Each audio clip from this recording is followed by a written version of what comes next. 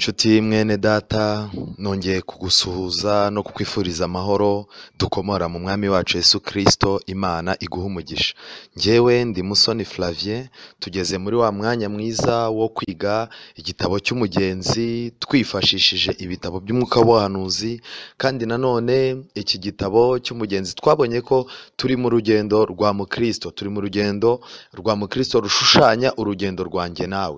Nshuti yanjye rero, ibi ni byiza cyane niba ubyitaho ukabiha agaciro, ukabona umwanya wo kwiherera ugasenga ku giti cyawe, usengera ubuzima bwawe, usengera impinduka ikenewe mu buzima bwawe. Ibyo ni byiza cyane. Reka rero mbere y'uko dutangira tubanze dusenge. Uwiteka Mana nziza, izina ryawe rihabwe icyubahiro. Wowe wadushyizemo umuriro wo kugira ngo tuze muri wowe, wowe wadukundishije ibyawe, ukadukundisha urugendo rwawe, ukadukundisha umwana wawe, ukadukundisha umusaraba we, warangiza ukaduteza intambwe, ukatuzana mu nzu yawe, ndetse ukadukoresha urugendo rwo kuza tugusanga kuko ari wowe uduteza intambwe. Twongeye kugushimira, tugushimiye agakiza gakomeye twaboneye i Karuvari, kandi tugushimiye ko uyu munsi wa none urimo kudushyiramo ububyutse bwo kugira ngo ako gakiza tugaha agaciro. Kandi uyu mwanya ubwo tugiye kwiga ijambo ryawe, turagusabye ngo ube hafi yacu, udusobanurire amabanga y'ubwami bwawe, kandi ikintu cyadutandukanya nawe kigizweyo, kugira ngo ikiganza cyacu cyo kwizera tukirambure, tubashe kwakira aya masezerano yawe dukomora mu ijambo ryawe. Kandi kwigisha kuba ukwawe, guhinduka kuba ukwacu tubikuye kuri wowe, tubisabye mu izina rya Yesu, amen. Nshuti mwene data, nongeye kukwishimira cyane muri iki cyigisho, aho tugiye kureba umugabane wa kabiri w'iki gice cyo mu gitabo cy'Umugenzi. Turi ku gice cya karindwi, cyangwa mu cyigisho cya Musobanuzi. Uyu ni umugabane wacyo wa kabiri. Twari turimo kureba ibintu birindwi ukeneye kumenya mbere yo gukurwaho umutwaro. Mukristo arimo arerekera ku musaraba mbere na mbere, ariko mbere y'uko agera ku musaraba abanje guca kwa Musobanuzi. Hari ibintu agomba gusobanukirwa kugira ngo nagera i Karuvari azamenye agaciro ka Karuvari. Ntabwo Imana yari gutanga umwana wayo abantu bataramenya uburemere bw'icyaha n'agaciro k'amaraso y'umwana wayo. Ni nayo mpamvu Adamu mu gihe cye hatahise Yesu ahita aza ngo ahita apfa, ahubwo mu gihe cya Adamu hagapfa umwana w'intama washushanyaga Yesu. Yesu rero yagombaga kuzaza igihe gikwiriye gisohoye nk'uko Bibiliya itubwiye, ariko abantu baramaze kumenya agaciro k'amaraso ye kugira ngo batazayitiranya na za ntama zisanzwe. Nshuti yanjye rero, kwa Musobanuzi ni ahantu Mukristo yakuye ubusobanuro bw'ibintu bigendanye n'iby'agakiza. Ni naho yamenyeye yuko ibintu by'Imana nta mikino ibamo, ntacyo gusuzugurwa, byose bifite agaciro. Uyu mugabane wa kabiri rero, ngira ngo murabyibuka, Musobanuzi niwe wamufataga ikiganza, kandi Musobanuzi yagendaga amwinjiza mu byumba bitandukanye bitewe n'ikintu runaka agiye kureba. Nshuti zanjye, nagira ngo nkubwire ngo twese ntabwo turi mu cyumba kimwe ukurikije iby'Imana. Hari ushobora kuba ageze mu cyumba cya karindwi, hari ushobora kuba ageze mu cyumba cya kabiri, hari ushobora, uko tugenda Imana idufata ikiganza mu buryo bwo kwizera, igenda idusobanurira ibyo tubonye, niko n'ubumenyi bwacu butandukana, ariko icyo duhurira twese ni kimwe. Yaba bazi ibintu byinshi mu ijambo ry'Imana, yaba bazi bikeya, ariko twese niba dufite intego n'umugambi byo kuhinguka ku rupfu rwa Yesu n'umuzuko we bikaba ibyacu, kandi agakiza k'i Karuvari akaba ariko twumva katubeshejeho, tukazakomeza kwiratana ibyo byiringiro kugeza ku mperuka ubwo Yesu azaba aje tukinjira muri Siyoni yo mu ijuru. Ibyo byiringiro twese tubihuriraho. Reka rero mbabwire yuko mu bintu birindwi twavuze, bine twamaze kubibona. Ubu rero tugiye kureba ibintu bitatu Mukristo yakoreshejwe urugendo. Isomo rya gatanu yabonye ni irihe? Icya mbere, muri iki gitabo batubwira ko nanone Musobanuzi yongeye amufata ikiganza, amugeza mu nzu. Inzu yari irimo abantu bagendagendaga hejuru bambaye izahabu. Aba bantu bagendagendaga hejuru y'inzu bambaye izahabu. Bugufi bw'urugi kandi hari abantu baruhagaze iruhande. Aba bantu bari bameze nk'abashaka kwinjira, ariko ntibibashobokere. Mu magambo make, uwabarebaga mu maso yabonaga bafite amatsiko yo kwinjira, ariko ukabona bafite ikintu cy'ubwoba kibabuza kwinjira.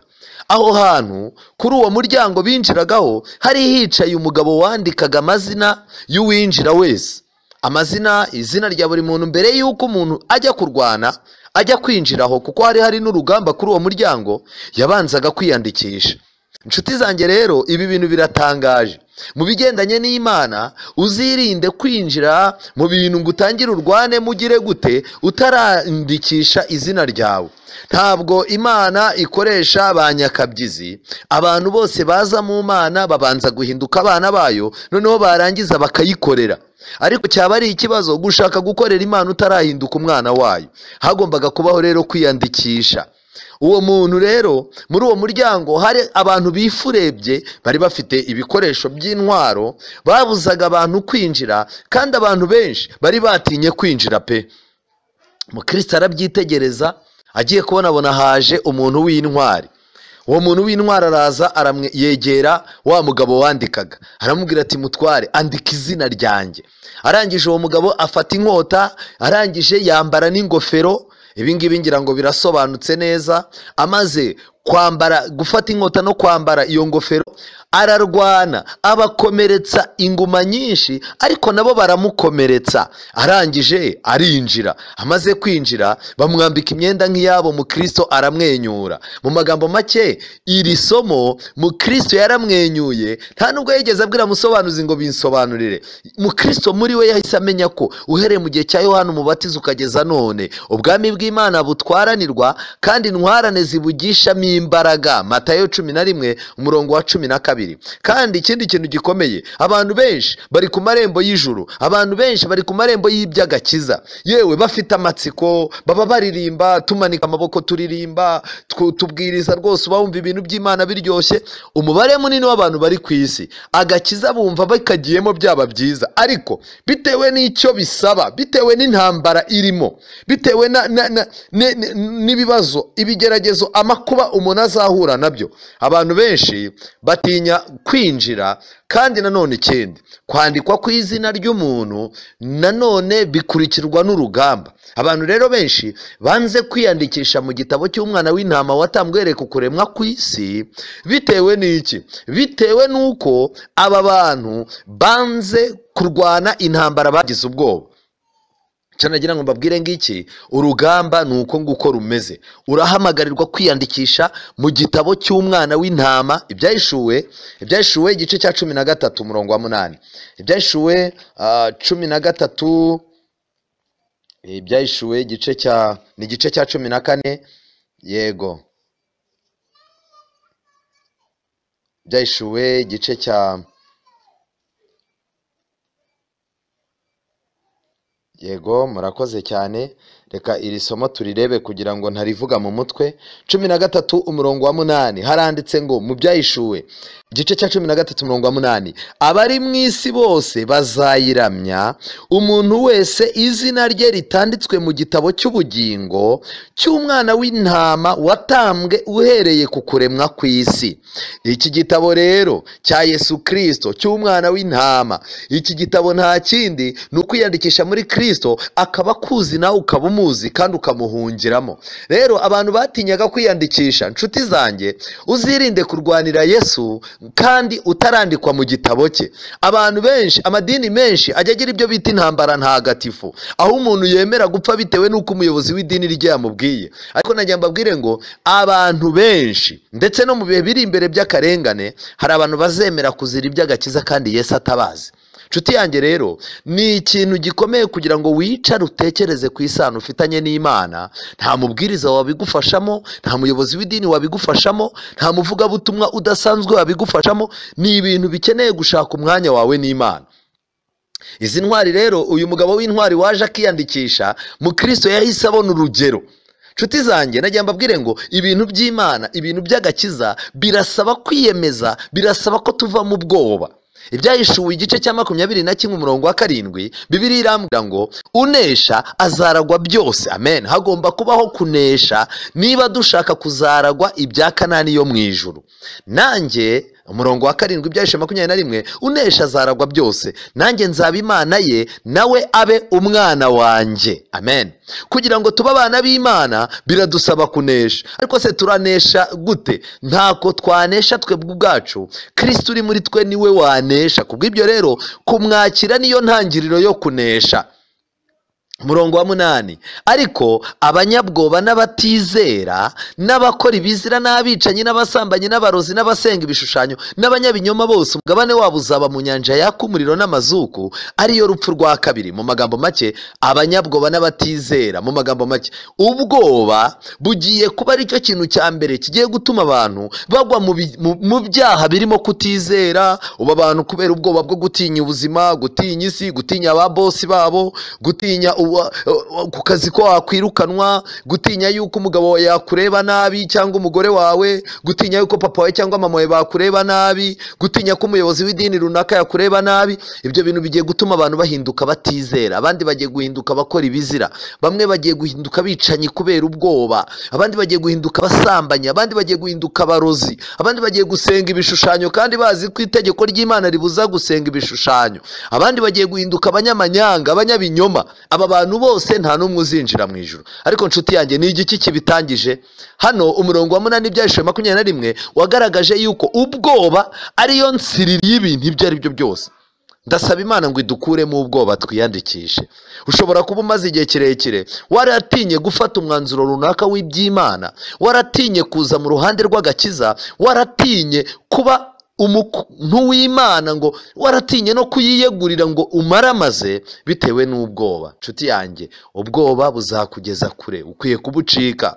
Isomo Mukristo yakuye hano ni uko umuntu ushaka iby'agakiza ntakwiye kugira ubwoba, kuko na Pawulo yarabivuze ngo kuko tutahawe umwuka w'ubwoba udusubiza mu bubata. Zaburi 46 umurongo wa 2, Dawidi amaze gusobanukirwa umugambi w'Imana ifite ku bantu n'ubushobozi bwayo bwo gukiza bamaze kuyiyegurira, Dawidi yaravuze ngo Imana niyo, Zaburi 46 umurongo wa 2, Imana niyo buhungiro bwacu n'imbaraga zacu, ni umufasha utabura kuboneka mu byago no mu makuba. Umurongo wa 3 niwo nashakaga, nicyo gituma tutazatinya naho isi yahinduka. Nshuti zanjye, ntabwo dukwiye gutinya kwinjira mu by'agakiza no kwiyegurira Imana no kumaramaza no kwihana ngo ni ubwoba dufite. Nshuti zanjye, icyo nashaka kubereka ni iki. Dawidi yavuze ko ntabwo isi yahinduka. Abantu benshi batinya ubuhanuzi, abantu bamwe baribaza ngo iki ngiki kizakurikirwa n'iki, ese mu minsi iri imbere ubukene nibwiyongera tuzabaho dute, abana bazabaho gute, akazi kagiye gusenyuka, ibiki byose. Ariko najya mbabwire ngo umuntu ufiteho Imana umufasha, akaba afiteho Imana ubuhungiro, afiteho Imana imbaraga, byanga byakunda mu byago no mu makuba ntabwo bazagira, kuko byanga byakunda nawe isi yahinduka, nawe imisozi yakurwaho ikajya imuhengeri. Abantu b'Imana ntago bakwiye gutinya. Ibi rero biratangaje cyane. Inshuti yanjye, nagira ngo dukomezanye na Mukristo.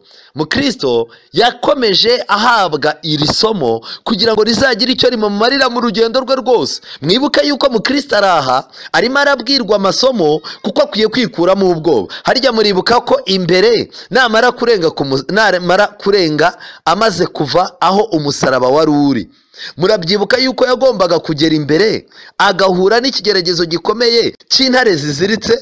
Yagombaga guhura n'abantu bagaruka bavuga ko bagiye Siyoni bakabura barimo kugaruka. Yagombaga guhura na bamuhakanamana n'abandi. Kubw'ibyo rero akwiye kujya mu bintu by'Imana nta bwoba afite. Mu gitabo cyitwa Abahanuzi n'Abami, mu gice cya 55, igice cya 55 cy'Abahanuzi n'Abami ni igitabo kimfasha gusobanukirwa n'ibyabaye mu bihe by'abami n'abahanuzi. Nshuti yanjye, iki gitabo igice cya 55 mu cyigisho cyitwa ubugambanyi bw'abapagani, umwanditsi w'iki gitabo yaranditse ngo umuntu w'inkorabusa atsindwa n'ibishuko bya Satani mu buryo bworoshye. Umuntu w'inkorabusa, umuntu w'umunyabwoba uri aho ngaho. Nshuti zanjye, ukwiye gusaba Imana, niba Imana yaraguhamagaye ikaguha n'icyo ukwiye kuyikorera kugira ngo utabe inkorabusa. Ariko mu buzima bw'umuntu bufite intego ikomeye n'umugambi. Ndacyarimo gusoma ya page 616. Ntibyorohera ikibi kuhashinga ikirenge. mu buzima bw'umuntu bufite intego ikomeye n'umugambi, ntibyorohera ikibi kuhashinga ikirenge. Ukwizera k'umuntu uhora atera intambwe ajya mbere ntikwigera gucogora, kuko haba hejuru, hasi ndetse no hirya, uwo muntu ahabona urukundo rutagerwa. Ukora ibintu byose kugira ngo asohoze umugambi we mwiza, umugaragu nyakuri w'Imana akorana ukwiyemeza kutazigera gutezuka, bitewe n'uko intebe y'ubuntu ariyo bahora bishingikirijeho.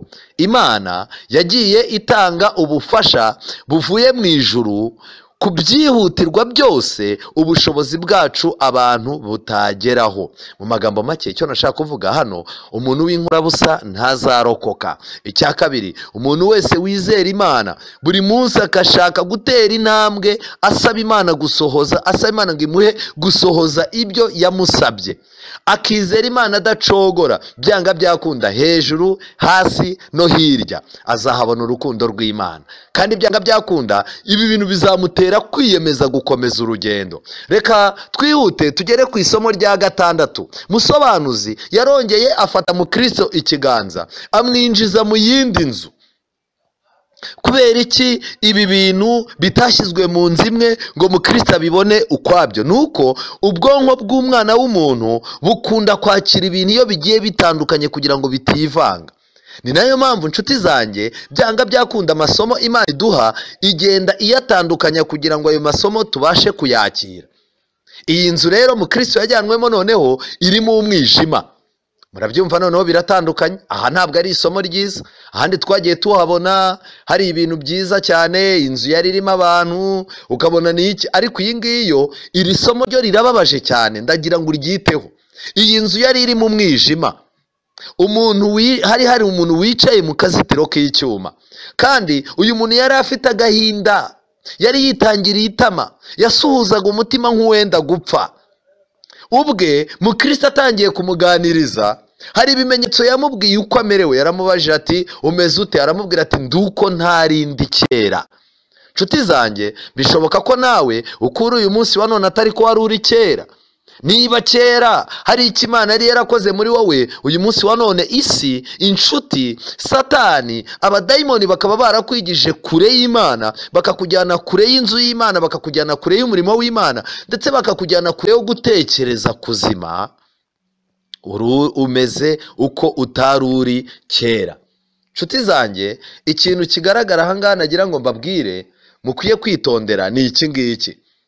Ukwiye kuba uzi itandukaniro ry'uko wari uri kera n'uko uri.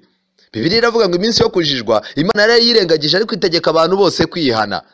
Inshuti yanjye, byaba byiza ubu agakiza karabaye umurongo ucibwa hagati y'iminsi y'ubujiji wamaze n'iminsi yo kumenya Imana. Reka mbabwire, ubundi mu isi abantu bagira ibihe bitandukanye, ariko ku muntu wamenye Imana, ibihe byose yaciyemo Imana ibigabanyamo imigabane ibiri.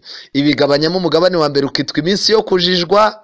Iyo ni iminsi twamaze turi abapagani, dukora ibyaha n'iby'abapagani bifuza, tutagira umwami Yesu umwami n'umukiza.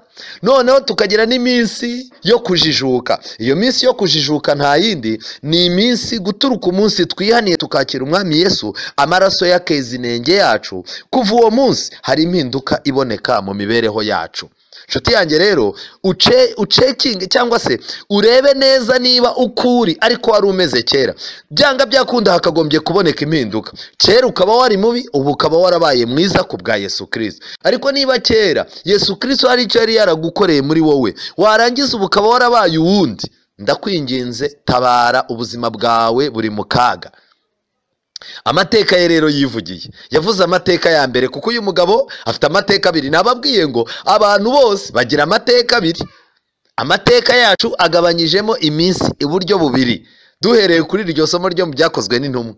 Uyu nawe rero yafashe imibereho ye ayigabanyamo ibice bibiri. Icya mbere, amateka ya mbere, nibwiraga ko ndi Umukristo, nkiyita intungane, kandi nibwiraga ko ntunganiye kujya ku rurembo, nkibwira ko nzajyayo.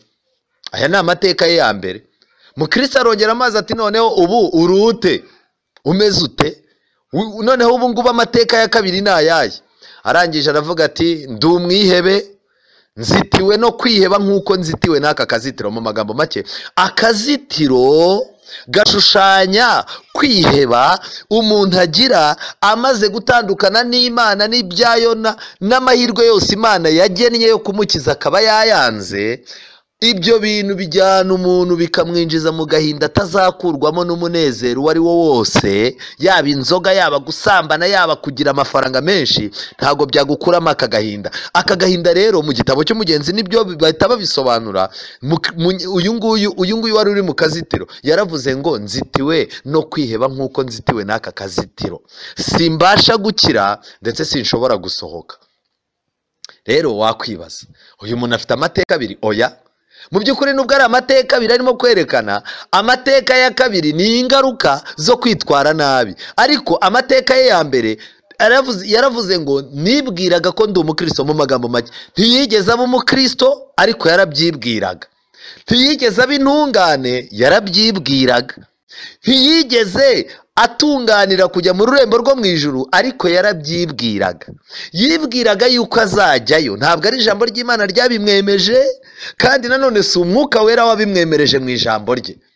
Nshuti zanjye, najya mbabwire ngo abantu benshi bafite amateka yo kwa Satani, ariko Satani nawe ni indyarya, abayereka yuko ayo mateka ari mu buryo bubiri kandi ari amateka amwe. Amateka yose umuntu yaba afite atuma atabona Imana. Ayo mateka atuma, reka njye ikintu mbabwire, uretse kwakira umwami Yesu, ibindi bintu andi mateka umuntu yakurataho yose ntacyo amaze. Gusa uyu munsi wa none mwakwibaza muti, wowe uri umubwiriza ukaba utubwiriza, byanga byakunda wowe ufite ayahe mateka? Hari abantu bahita batangira bakabwira umuntu ngo nababwira amateka uko yaje. Ese ugeze ku ruhe rwego? Imana yagukoreye ibiki muri uru rugendo? ko twumva. Ariko nagira ngo mbabwire inshuti zanjye, twese tugira amateka abiri. Iyo tumaze kwakira Yesu Kristo, iminsi yo kujijwa Imana irayirengagiza, yarangiza ikadutegeka kwihana. Amateka ya kabiri rero, iyo tumaze kwihana no kwakira umwami Yesu, nta mateka twongera kugira, ahubwo amateka yacu tugendera ku mateka ya Yesu, kuko nta mateka mazima twigeze tugira. Nshuti zanjye, byanga byakunda, hano uyu mugabo yavuze ibintu yazize. Umukristo yaramajije ati, ariko ni ibiki wazize? Menera ibanga, ni igiki cyatumye winjira muri aka kazitiro? Nshuti zanjye, ndagira ngo mbabwire ngo ibi bintu nawe ubyiteho niba udashaka kuzasohorezwaho n'uyu mugani mubi. Icya mbere, yaretse kuba maso no kwirinda. Uyu munsi wa none, kuba maso tubiheshwa n'ijambo ry'Imana no gusenga. Kwirinda tubiheshwa n'ijambo ry'Imana. Uyu munsi ushobora kuba ibintu wari wararetse mu gihe cyashize, mu gihe wari uri maso, uyu munsi wa none ushobora kuba usigaye ubirya. Ibintu utanywaga, uyu munsi wa none ushobora kubona urimo kubinywa. Nshuti zanjye, hari imbaraga ya Satani yadusubije mu kongera kuryoherwa n'ibyo twaryoherwagamo tukiri abapagani. Hari imbaraga yongeye kudukundisha imyenda mibi twambaraga. Hari imbaraga ya Satani yongeye kudukundisha ibyo twanywaga. Hari imbaraga yongeye kudukundisha ibyo twaryaga. Hari imbaraga yongeye kudukundisha abantu twabanaga kera tutaramenya umwami Yesu, kandi uyu munsi wa none tukaba twicarana nabo ntitubabwira aho twagiye, ntitubabwira ibyo twamenye, ahubwo bo bakatubwira ibyo bagezeho twaragiye. Nshuti zanjye, najya mbabwire ngo kwirinda. Ku bantu barimo kunyumva, muze kwiga neza ubutumwa bw'abamarayika batatu mu Byahishuwe 14. Marayika wa gatatu ubutumwa bwe, abantu batirinda, abantu batari maso mu ijambo ry'Imana, ntibabe birinda, ntibashobora kuzava muri Babuloni. Byanga byakunda, Babuloni izagufata, izaba ifite uruhare rwawe yafashe. Icya kabiri, uyu mugabo yavuze kwifuza kwamujyanye aho gushaka. Ndajya mbabwire ngo bantu b'Imana, iyo twakiriye umwami Yesu aduha imbaraga zinesha kwifuza. Ariko nagira mbabwire ikintu gikomeye, uko tugenda turekura ijambo ry'Imana no gusenga, uko tugenda tureka umwami Yesu ntatubere agaciro mu mitima yacu, byanga byakunda kwifuza kugeraho kukadutwara nk'uko ishashi iri mu mwuka itwarwa mu kirere. Hari ukuntu uba wicaye ahantu wajya ko ukabona serwakira irikaraze ihita izamura. Ntabwo serwakira yazamura ibuye, ntiyazamura igiti, ntiyazamura ikindi kintu kiremereye, ahubwo serwakira icunga utuntu tutaremereye akaba ari twizamura. Muri utwo tuntu rero ishashi, ikintu cy'ishashi, ishashi iri mu mwuka irazamuka ikajya hejuru. Iyo igeze hejuru ihura n'iyindi miyaga itandukanye ku buryo iyo shashi ishobora kuhirirwa aho umuyaga uyijyanye ariho ujya. Nshuti zanjye, iyo twamaze kugira kwifuza tumera nk'iyo shashi. Kwifuza kuradutwara. Umukobwa mwiza yatambuka cyangwa umugabo mwiza yatambuka ukabura mukurikiye, ubwenge bwawe bugapfa, ukibagirwa ko wubatse urugo, ukibagirwa ubuzima bwawe, ukanibagirwa ko wamenye umwami Yesu. Wa wundi nawe aho mumenyaniye, aho mutangiye kumenyanira, wa wundi kwifuza kwa kujyanye ku mugabo cyangwa ku mugore kugira ngo musambane, iyo umugezeho usanga ari umunywi w'inzoga, ugasanga kuganira nawe biragusaba kunywa inzoga cyangwa kurya ibyo utaryaga. Nibwo ujya kubona ukabona abantu bagize, nyuma yabyo ukazahasanga amafaranga kwaka. Ntibishoboka kugendana nawe no gukundana nawe, biragusaba ubushobozi. Ni uzajya kubona ubona abagabo barimo baragurisha inzu, abadafite inzu ni abasore ubwo bajya kwiba cyangwa bakajya kugira ibindi. Kwifuza kukazaza guhora kugutwara. Umuntu iyo shashi imanuka gusa ari uko ya miyaga yayishwanyuje. Ni nayo mpamvu muzabona kwifuza gutwara umuntu kugeza igihe mujya kubona mukabona umunsi wo gushyingurwa wageze, nta kintu asize inyuma, nta nama nzima, urugo rwe rurira, abaturanyi barira, abo basenganaga barira, batarizwa nuko babuze umuntu w'ingenzi, ahubwo barizwa n'amaherezo ye. Mukristo yakomeje kwitegereza uyu mugabo uri mu kazitiro, yakomeje kumuganiriza, aramubwira ati ngewe nakoze ibyaha by'ibyitumanano byo kugomera umucyo w'ijambo ry'Imana. Kuba ijambo ry'Imana ryarakubwiye ikintu warangiza ukakirengaho ukizi, warakibwirije, warakiririmbye, warakimanikiye akaboko kuri Yorodani ujya kubatizwa, warangiza ukavuga ngo kama mbaya Imana irahari, reka ngikore nzihana, igihe kiracyariho. Nshuti zanjye, ibyaha by'ibyitumanano bigiye kuturimbuza. Kandi ikibazo cy'ibyaha by'ibyitumanano, abantu bakora ibyaha by'ibyitumanano ni bande? Reka da, ni abantu bakomeye mu nzego zikomeye z'idini, ni abapasiteri, ni ababishopu, ni abapadiri, ni abashehe, ni abavugabutumwa nk'uku nguku umeze, ni abaririmbyi, abantu bitwa abadiyakoni, ba bantu bakora mu nzu y'Imana nibo bakora ibyaha by'ibyitumanano, kuko ijambo ry'Imana baba bararisomye, ajya gukora icyaha, ijambo ry'Imana rikamubuza cyangwa amahame y'ibyo yizera akabimubuza, yarangiza agahita avuga ngo kama mbaya, agatsikamiza umutima we uburakari, agatsikamiza umutima nama we icyo cyaha.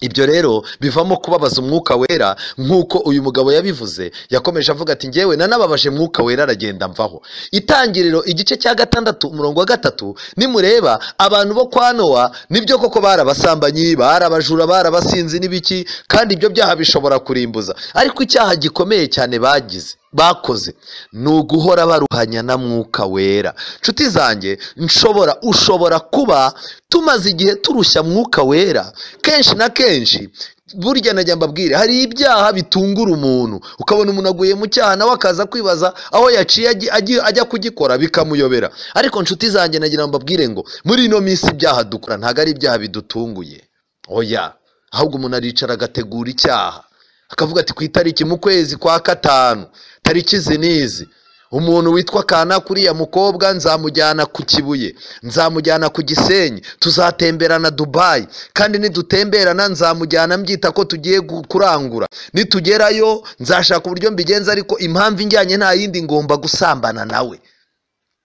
Icyo cyaha umuntu akakizana mu materaniro, akakijyana muri korari kurepeta, icyo cyaha umuntu akakicara niwe, icyo cyaha umuntu akagitangana ubuhamya ku ruhimbi, akaba yajya kuri televiziyo no kuri radiyo atwite icyaha. Nshuti zanjye, ibi bibabaza mwuka wera. Ntago mwuka w'Imana azahora aruhanya n'abantu. Ndakwinginze, niba biriya byo hejuru waramaze kubigwamo, ariko ndakwinginze orohera ijambo ry'Imana, mwuka wera agufashe kugira ngo uve mu bihe bibi urimo. Yarakomeje aravuga ngo nihamagariye Satani araza mbamo. Bibiliya iravuga ngo murwanye Satani nawe azabahunga. Ariko iyo kurwanya Satani byahagaze, byanga byakunda ubu mwihamagariye. Nshuti zanjye, niba warasubitse intambara ukaba ubona Satani atakikurwanya nk'uko yakurwanyaga kera, ndakwinginze saba Imana isubukura intambara yayo muri wowe, kuko iyo utarwana na Satani uba umwihamagariye. Narakaje Imana irandeka, ninangiye umutima ku buryo ntabasha kwihana, nabambye Yesu bwa kabiri, Abaheburayo 6:6, nasuzuguye Yesu, nsuzugura ubuntu bwe, ibintu by'agakiza nabihinduye amazi. Nshuti zanjye, uyu munsi ushobora kuba ufite igare ry'abantu mugendana bamaze kugutwara umutima ku buryo ibintu by'agakiza bisigaye byaraciwe amazi imbere yawe. Nahemuye mwuka utanga ubuntu. Abaheburayo 10:28.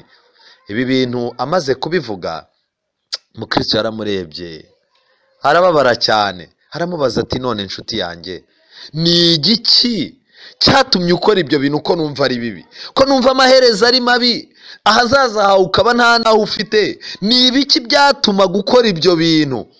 Uyu mugabo wari uri mu kazitiro arangije aramubwira ati ntago nabiguhisha, nashakaga guhaza kwifuza kw'iyi si, nashakaga ibinezeza kugira ngo mbone ibinezeza n'indamu byayo. Nari nzi ko nzabikuramo kwishima no kwinezeza, ariko umusozo we wabaye mubi. Nshuti zanjye, turi mu gihe abantu barimo kuva mu by'agakiza, turi mu gihe abantu barimo gusohoka mu nzu y'Imana, turi mu gihe abantu bataye itorero, turi mu gihe abantu baretse n'umurimo w'Imana bakoraga, turi mu gihe Satani arimo kwereka abantu uburyohe bw'isi kugeza ubwo imitimanama yabo barayicecekesheje ku buryo ntashobora kumva indirimbo nziza y'Imana kugira ngo iyo ndirimbo itamucyurira. Iyo agiye kuvugana n'umuntu, iyo ugiye kumuganiriza arakubwira ati ndabizi, ubwo umuje kumbwira bya bintu by'agakiza byo gucira witeka, ibyo bintu simbishaka kubyumva, ngiye sinkibishaka. Ndagira ngo mbabwire inshuti zanjye, musabire abantu bateye izi ntambwe, kandi nanjye nawe niba hari intambwe zerekeza muri aka kazitiro, akazu ukaba wamaze kukicaramo ariko byibuze hari ahantu utarasudira, sohoka wihuta ndakwinginze. Ibi biratangaje. Iri somo rya 6 Mukristo nta nubwo yigeze abaza, ntabwo yigeze abaza ngo ibi bintu bisobanura iki, ngo musobanuza musobanurire. Umutimanama wa Mukristo wamubwiye iki ibi bisobanura. Kandi inshuti yanjye, sinkwifuriza iri somo rya 6 uko ryagusohoraho, nkwifuriza yuko rya somo rya 5 tumaze kwiga wazarwana ukinjira kugeza igihe uzambikwa imyambaro mu ijuru bakaririmba. Hano biratangaje cyane. Nshuti yanjye, nagira ngo twihuta twinjire mu gitabo cyitwa Abahanuzi n'Abami. Iki gitabo ngiye kugusomera ibintu bigeze kuri 2 bidasanzwe. Muri iki gitabo mu cyigisho cyitwa Ahazi, ni igice cya 27, ni kuri page 297. Baranditse ngo gushora umuntu mu cyaha, gushora umuntu mu cyaha no kukimusigamo atagira gifasha, kandi nta byiringiro afite, ndetse afite ubwoba ko atababarirwa, ni igikoresho cyihariye Satani akoresha. Nshuti zanjye, aya magambo aratangaje. Gushora umuntu mu cyaha, kukimusigamo nta bufasha, kandi ukamusiga nta byiringiro afite, afite ubwoba ko atababarirwa, ni igikoresho cyihariye cya Satani akoresha. Kandi uretse ibi, n'umuntu Satani akoreramo niko agusiga. Uricara ugakundana n'umuntu uri umwana w'umukobwa, ugakundana n'umusore, iwanyu bakubwira ntiwumve, abavandimwe bakugira inama reka da, akaguca mu rusengero, akaguca iwanyu mu rugo, akaguca muri bene wanyu, mugahora muzengurukana murgira hamugira gute, yarangiza iyo amaze kugutera inda, amaze no kugutera sida, byanga byakunda iyo utangiye gutaka icyo agukorera nta kindi, agusiga mu cyaha, yarangiza akagusiga nta bufasha, akagusiga nta byiringiro ufite, kandi yarangiza mesaje akoherereza ziba ari mesaje zigutera agahinda ku buryo ubona kwiyahura ari byo byiza kuruta kubaho. Biratangaje uko tubana na Satani cyane, ageraho akatwimuriramo ibintu bimurimo. Muri iki gitabo baranditse ngo ariko Imana, amen, ubwo Imana igiye kunyuranya n'ibya Satani, ariko Imana irarika umuntu igira iti yisunga imbaraga zanjye abone kuzura nanjye, ndetse niyuzure nanjye. Amen. imana ngiri isano ikeneye. Irimo irabona ko koko satani yagukoresheje amahano arangije araguta. Murebe Adamu na Eva bakimara gukora icyaha, satani yarabataye abasiga bambaye ubusa, abasiga baderera mu kangaratete, arangije basigara nta kintu gishoboka bagezeho. Hari abantu benshi satani yagiye yashuka, yabagera mu kaga yarangiza akabata. Ariko icyo Imana irimo kumbwira nawe ikubwira ni ikihe? Yesaya 27:5, yisunga imbaraga zanjye abone kuzura nanjye. Uwo muntu umeze gutyo ndetse niyuzure nanjye, ndabinginze muhinduke inshuti z'Imana. Muri Kristo ibintu byose byarateguwe kandi gukomezwa kose kwaratanzwe. Ayo magambo ari mu gitabo cy'abahanuzi n'abami, paje 297, mu gice cya 27 mu cyigisho cyitwa Ahazi. Kuri paje ya 548 mu cyigisho ni igice cya 47, igice cya 47 abahanuzi n'abami, mu cyigisho cyitwa Yosuwa na Marayika, baranditse ngo umushukanyi aba yiteguye kubarega nk'uko yari yiteguye kurwanya Yosuwa. Atunga urutoki imyenda yabo y'ibizinga. Satani atunga urutoki imyenda yacu y'ibizinga, ibyaha byacu, ariyo mico yabo yanduye. Yerekana intege nke zabo n'ubupfapfa bwabo, ibyaha byabo byo kudashima, kuba badasa na Kristo, kandi ibyo bikaba byarasuzuguje umucunguzi wabo. Ashishikarira kubatera ubwoba kubwo gutekereza ko ibyabo nta garuriro bifite, ndetse ko ibizinga byo kwandura kwabo bitazigera byuhagirwa. Mu magambo make, satani ahahamura umuntu wakoze ibyaha, akamuhahamura amwereka ko nta mbabazi zihari. Nshuti zanjye, wowe urimo kuntega amatwi muri iki kiganiro, ndabizi neza ko satani afite ibintu muri ino minsi arimo kutuzana imbere, aturega, atwereka ibyaha twihaniye kera ariko akabigarura mu ipica nshyashya, atwereka ko tutababariwe. Uyu murimo satani arimo gukora azakomeza kuwukora no mu gihe cy'umubabaro wa Yakobo. Ariko nagira ngo mbabwire inshuti zanjye, uyu munsi wa none satani yiteguye kuduhahamura ngo atwereke ko imbabazi zidahari. Ubu satani arimo ararangaza abantu ngo abibagize imbabazi z'Imana, abereke ko bari mu kazitiro, kugira kandi imbabazi ziracyahari. Ikibazo gihari rero, mu minsi iri imbere ubwo imbabazi zizarangira nibwo satani azakangura abantu. Turaje turabyiga mu mwanya. Satani azakangura abantu ababwira ati nimukanguke ibihe bitabacika. Satani kuri iyo paje, satani azi neza ibyaha yateye ubwoko bw'Imana gukora, kandi abarega avuga ko ubw'ibyaha byabo bikuriyeho uburinzi bw'Imana, bityo akavuga ko afite uburenganzira bwo kubarimbura. Avuga ko bakwiriye gucibwa, ntibagirirwe ubuntu n'Imana nk'uko nawe byamugendekeye.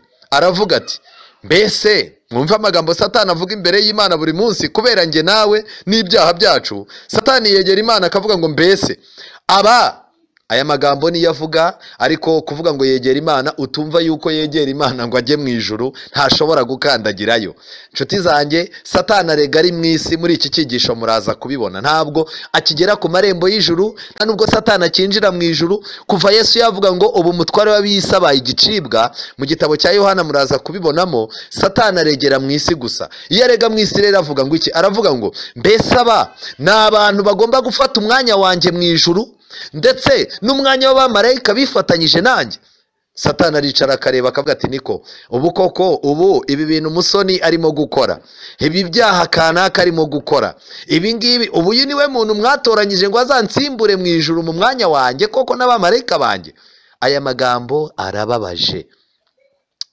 Nshuti zanjye, amagambo akomeye. Igihe abayahudi bangaga kwakira Kristo, aya magambo yo ari mu gitabo cy'uwifuzwa ibihe byose, mu gice cya 33, igice cya 33 wifuzwa ibihe byose, mu cyigisho cyitwa abavandimwe banjye ni bande, basobanura icyo cyigisho. Kuri paje ya 217 y'uwifuzwa byose baranditse ngo igihe abayahudi bangaga kwakira Kristo, bakoze icyaha kitababarirwa. Abantu bari bazi neza ibihamya, bakakira bakamenya iby'agakiza, barangiza bakamenyeshwa neza iby'Imana, bakanga Kristo ku mugaragaro. Cyane cyane aba ba Kayafa, bari abantu ba Herode, aba bari bazi neza, barwanyije umwami Yesu bakamwica, babizi neza babishaka. Bakoze icyaha kitababarirwa kandi natwe dushobora gukora ikosa nk'iryo ngiryo binyuze mu kwanga kwakira irarika ry'imbabazi, dutukisha umwami. Dukomeze dusome. Dutukisha umwami w'ubugingo kandi tukamukoreza isoni imbere y'isinagogi ya Satani no mu maso y'ibyaremwe byose, igihe twanze gutegera amatwi intumwa ze, ahubwo tukayategera abakozi ba Satani bajyana umuntu kure ya Kristo. Igihe cyose umuntu akiri muri ayo ntashobora kugira ibyiringiro cyangwa ngo abone imbabazi, kandi ku iherezo atakaza ubushake bwose bwo kungwa n'Imana. Nshuti zanjye, uyu munsi wa none ibintu bishobora gutuma werekeza mu rugendo rwo gutuka umwuka wera ugakora icyaha kitababarirwa, icya mbere ni ukuba utakwakira kwanga kwakira irarika ry'imbabazi ry'Imana rikorera mu mutima wawe binyuze mu byanditswe byera. Gutukisha umwami w'ubugingo ukamukoreza imbere isoni imbere y'isinagogi ya Satani, gusebya Imana imbere y'abapagani, ndetse noneho warangiza ukanga gutegera amatwi intumwa z'Imana zikugira inama zo kuva muri ibyo, ahubwo warangiza amatwi yawe ukayategera abakozi ba Satani. Aya magambo arakomeye. Reka tujye ku isomo rya karindwi ari naryo risoza. Mukristo Musobanuzi yamujyanye mu kindi cyumba, arangije abona umuntu wabyukaga yambara ahinda umushyitsi. Uyu muntu yari yarose inzozi ziteye ubwoba, yari yarose ibicu byiruka, impanda ivuga, haboneka uwicaye ku gicu agoswe n'ingabo. Ijwi ryari ryazuye abapfuye ngo bacirwe urubanza, ibitaragiye kubona ngo biraturitse, abapfuye bavamo, bamwe bashimye, bamwe bavuye muri ibyo bituro bishima bararamye. Kurarama twamaze kubona ubusobanuro bwabyo. Abandi bitwikiraga imisozi ngo bihishe. Hari umuriro utandukanya abo bantu n'uwabaciraga imbere urubanza wari uri imbere yabo. Hatanzwe itangazo ryo guteranya umurama n'ibishushungwa. Mu magambo make, itangazo ryaratanzwe ryo kurundanya ibishingwe, ryatanzwe barangije ibyo bishingwe bijugunywa mu muriro. Ikindi, urwobo rwari ruri iruhande rwe rwarasamye hafi ye ngo rumumire. Hari ibindi bintu bikomeye yabonye. Benshi yagiye kubona benshi barazamuwe bajyanywe mu bicu, ariko agiye kubona warasigaye. Arabwira Mukristo atumva, icyambabaje nagiye kubona abandi barazamutse, ngewe ndasigara, numva nanjye ndashaka kwihisha, ariko birangije biranga. Umukristo aramubaza ati se kubera iki? Aramubwira atumva rero, uwicaye ku gicu yampangaga amaso, umutima wanjye undega ibyaha. Arangije ako kanya yahise akanguka. Nk'uko njye nawe iyo turimo kurota ibintu bibi, byanga byakunda hari step ugeraho mu nzozi ukumva umutima urenda gushwanyuka, nibwo ujya kubona ukabona umuntu akangukiye hejuru. Bishoboka ko nawe waba warigeze urota ibintu nk'ibi. Abantu iyo tukigera mu by'agakiza natwe tugira inzozi zigiye zitandukanye, tugira indoto zigiye zitandukanye, ariko amaze gukanguka Mukristo yaramaje ati se ikintu cyaguteye ubwoba mu nzozi wagize ni ikihe? Yaravuze atumva, cyane ubwoba cyane nuko nibwiraga ko umunsi w'amateka usohoye niteguye, ariko ikibabaje bateranyije abandi ndasigara. Mukristo arangije atumva rero, ibi bintu ko ari isomo rikomeye. Nshuti zanjye, uyu muntu harya batubwiye ko yari ameze gute? Yahindaga umushyitsi yambara, arimo kwihuta. Ubu Satani aradusinzirije. Hari ibintu byinshi Satani arimo kuduhisha. Hari abantu bazakanguka imbabazi zarangiye. Satani ni umuhanga. Abantu bajya bakina kazungu, murabona bano bantu bajya bakina urusimbi, hari ukuntu bajyaga bafata ibibiriti bitatu, barangiza ikibiriti kimwe bakagitereka, kuko intoki murabizi ni ebyiri. Noneho yarangiza agafata ikibiriti kitarimo ikintu akagishyira iburyo, yarangiza ikirimo ikintu akagishyira ibumoso, yarangiza agakaraga akakubwira ati rwose urebe neza, urebe. Icyo akora ni iki? Ahantu uhagaze akwegereza cya kibiriti kitarimo ikintu, noneho yarangiza ikibiriti kirimo ikintu akakiyegereza, kugira ngo amatsiko yawe byanga byakunda akoreshwe. Ariko icyo akora acurika intoki kugira ngo utamenya aho ikibiriti kirimo ibintu kiri. Satani niwe wazanye uyu mukino w'urusimbi, kandi nawe arawukina. ku bantu igihe imbabazi zigihari arimo aradushuka ko imbabazi zaturangiranye. Mu gihe imbabazi zizaba zirangiye, Satani nibwo azakangura abantu ababwira ati mukanguke nimujye mu bintu by'agakiza, muve mu bintu byari byarabatwaye mushaka Imana. Ariko icyo gihe bazashaka Imana ntibazayibona. Mukristo arangije aravuga tumva rero ibi binteye ubwoba, iri pica ry'uyu muntu binteye ubwoba, ariko binteye n'ibyiringiro. Nshuti zanjye, hari amasomo menshi Imana izakwigisha, ayo masomo kugira ngo aguhe ibyiringiro ariko anagutera ubwoba. Igihe cyose uziga ibintu ugasanga biragutera ubwoba gusa ntibikongera ibyiringiro, uzamenye ko atari Imana irimo kukwigisha. Muri no minsi turimo kwiga ubuhanuzi, nibyo koko ibintu bigiye kuba mu minsi iri imbere. Usomye Bibiliya ukareba imipango Satani afite y'ibintu bigiye gusohora ku bantu, yewe ni ibintu biteye ubwoba pe. Ariko niba wiga ubuhanuzi ukagira ubwoba gusa, uri umunyabibazo. Njya mbabwire ngo twiga ubuhanuzi, Imana ikatwigisha ibyanditswe byera kugira ngo tugire ibyiringiro ariko tugire n'ubwoba, ubwoba bw'uko ubuhanuzi bubi bwadusoreraho, ibyiringiro by'uko umwami wacu ari we ufite kontorore, ari we urimo kuyobora ibintu byose.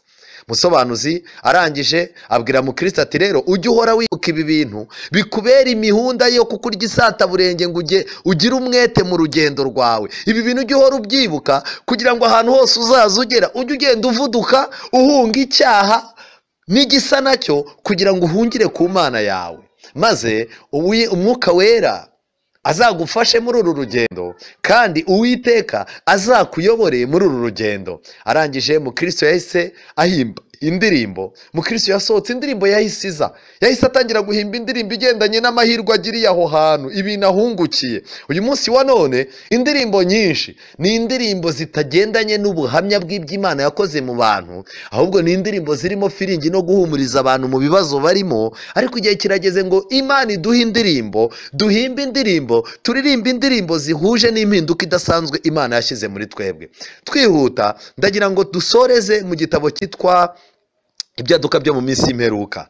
Ibyaduka byo mu minsi y'imperuka ni igitabo kidusobanurira intambwe ku ntambwe uko ibihe bibi bizakurikirana, n'ibitangaza n'imbaraga z'Imana n'ububasha bw'Imana bwo kurinda abantu bayo, uburyo Imana izaza igenda ibikurikiranya. Ni igitabo cyiza, ndabasabye kugira ngo iki gitabo mugishake. Ibyaduka byo mu minsi y'imperuka. Aya magambo ngiye kubasomera yanditswe mu 1906. Ndi kuri paje, ndatangira kuri paji ya 61 mu cyigisho cya 11 cyitwa ubuhendanyi bwa Satani mu minsi y'imperuka. Kuri icyo cyigisho akagingo ka 565 565 baranditse ngo mbere y'uko imanza ziheruka z'Imana zigenderera isi yacu, mu bwoko bw'Imana hazabamo ivugurura ryo kwera nk'iryo mu itorero rya mbere ritigeze ribaho uhereye mu bihe by'intumwa. Umwanzi w'imitima yifuza gukoma mu nkokora uyu murimo, kandi mbere y'uko byigaragaza azarwana inkundura ngo abikome mu nkokora akoresheje ikanguka ry'urwiganwa risa n'iryo ngiryo. Muri ayo madini azaba yaramaze kwigarurira, Satani azaba yaramaze kwigarurira akoresheje imbaraga ye y'ubushukanyi, azayatezamo kwibeshya ko umugisha udasanzwe w'Imana wasutswe. Hazagaragaza ikanguka rikomeye ry'amadini rizafatwa nk'ari iry'ukuri. Satani namara kubona Imana igiye gukangura abantu mu ijambo ryayo, Satani azagenda yongera ibinyoma byo mu madini imbaraga. Amadini yayobye, amadini ari muri Babuloni, Satani azayongerera ubusobanuro, ayakubitemo ikintu cy'urukundo gishyushye, bagire gahunda ziryoshye ku buryo bazaza biyumvamo ko rwose Imana iri kumwe nabo. Kuko Satani azanageraho n'abadayimoni babavangiraga ase n'ubagabanya, kugira ngo intambara z'umubiri zigabanuke, biyumvemo yuko Imana ibarinda. Mu gihe abana b'Imana bo bazaba bari hehe? Bazaba bari mu bihe bigoranye. Aya magambo uraza kuyasoma kuri paje ya 10 n'iya 11 y'icyo gitabo. Ku kagingo ka 4 baranditse ngo twugarijwe mu buryo budakebakeba n'igihe cy'amakuba. Amakuba atarigeze kubaho uhereye igihe amahanga yabereyeho. None twimereye nk'abakobwa basinziriye. Tugomba gukanguka tugasaba umwami Yesu ngo adupfumbatishe amaboko ye ahoraho kugira ngo atwambutse ibihe by'urubanza biri imbere yacu turi mu mutekano wuzuye. Kristo niwe wenyine ugomba kudupfumbatisha amaboko ye kugira ngo atwambutse ibihe by'urubanza. Inshuti yanjye, niba uyu munsi wa none ufite umutima ugucira urubanza, hungira kuri Kristo, haracyari ibyiringiro. Twihuta, inama ya nyuma nagira ngo nkugire inshuti yanjye, wowe wize iki cyigisho, Abaroma 13:11. Abaroma 13:11, nuko mujye mugenza mutyo kuko muzi yuko igihe cyo gukanguka gisohoye rwose. Igihe cyo gukanguka kirasohoye kuri wowe nanjye. Dore agakiza kacu karatwegereye kuruta igihe cyose twizereye. Ijoro rirakuze, burenda gucya, nuko twiyambura imirimo y'umwijima, twambare intwaro z'umucyo. Amen. Imana iguhe umugisha kandi Imana ikugenderere. Dusenge. Witeka Mana nziza, izina ryawe rihabwa icyubahiro. Twifuza yuko ubuhanuzi bwiza bwasorezwa kuri twe, ubuhanuzi bubi ukabuturinda. Tumanitse amaboko kugira ngo ugire icyo dukorera. Imitima yacu ifite byinshi turega, reka tuguhungireho kugira ngo udupfumbatishe mu maboko yawe, ariho tuzamenyera urukundo rwawe n'imbabazi zawe, kandi aho ngaho niho imitego y'umwanzi Satani no gushinjwa ibyaha kw'imitima yacu kuzigizwayo, aho niho hari ibanga ryo guhinduka. Uduhe kugira ngo iki cyigisho twize kitwongere ibyiringiro, ariko kinadutera ubwoba kugira ngo duhunge icyaha n'igisa nacyo. Tubisabye mu izina rya Yesu, amen.